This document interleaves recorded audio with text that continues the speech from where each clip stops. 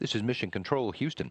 The International Space Station's Expedition 34 crew members showed progress on a range of science investigations on Tuesday, while also pressing ahead with preparations for Saturday's planned arrival of a new shipment of supplies on an unmanned cargo craft. Commander Kevin Ford started the day with a health status questionnaire.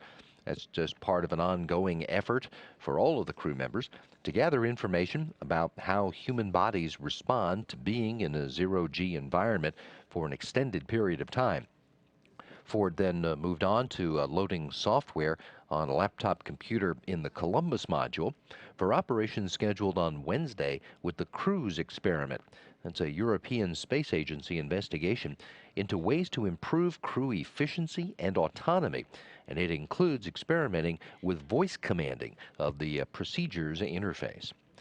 Flight engineer Chris Hadfield gathered more hardware today for later operations with an experiment known as coarsening in solid liquid mixture.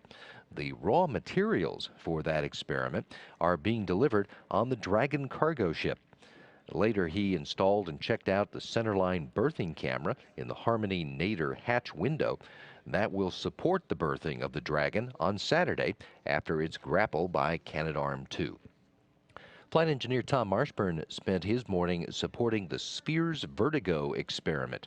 That's an MIT Space Systems Laboratory investigation employing some of the bowling ball-sized satellites to create a 3D model of another object. The intent in this experiment is that the model created by the satellites could then be used to inform the free flyers' autonomous navigation, that they could look at what was out there, create a model, and be able to use it right away in order to fly without impacting other objects.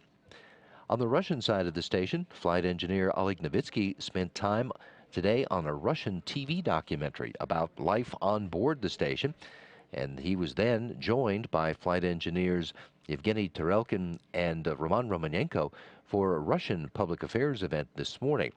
All three of the Russian crew members moved on to routine station maintenance tasks throughout their Tuesday afternoon on orbit.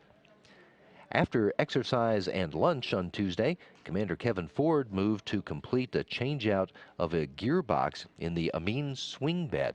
That's a NASA investigation into whether a vacuum-regenerated amine system can be an efficient and reliable way to remove carbon dioxide from the environment of a space vehicle.